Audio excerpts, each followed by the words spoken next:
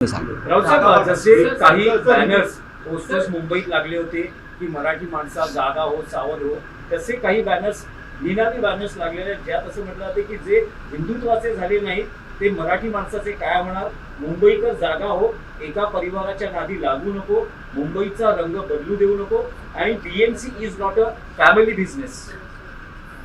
BMC हा family बिझनेसच आहे. ठाकरे परिवारानेही मुंबई गेले 35 ते 40 वर्ष एक हाती मराठी माणसाच्या हाती देण्यासाठी जो त्याग केलेला आहे. मी ठाकरे कुटुंबाचा उल्लेख करतो. आधी हिंदुहृदय सम्राट बाळासाहेब ठाकरे, मग उद्धव ठाकरे.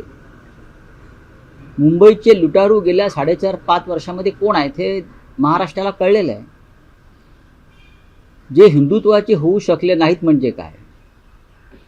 अमित शहा सांगतील ते हिंदुत्व नाही, किंवा अमित शहा सांगतील तो शिवसेना पक्ष नाही. ज्या दिवशी हे सत्तेत नसतील तेव्हा यांना कळेल खरे हिंदुत्ववादी कोण होते ते.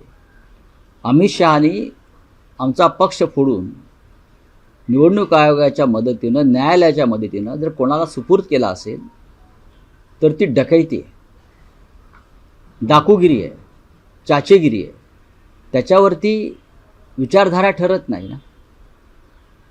हिंदुत्वाच्या अनेक प्रश्नावर, मराठी माणसाच्या अनेक प्रश्नावर गेल्या काही दिवसामध्ये जे निर्माण झाले त्याच्यावरती ही मिंधे सेना तोंडात मिठाची गोळणी घेऊन गप्पा बसलेली आहे. अनेक प्रश्नावर हिंदुत्वाच्या. आम्ही सांगतो तुम्हाला, हे अमित शहाचे मिंधे आहेत.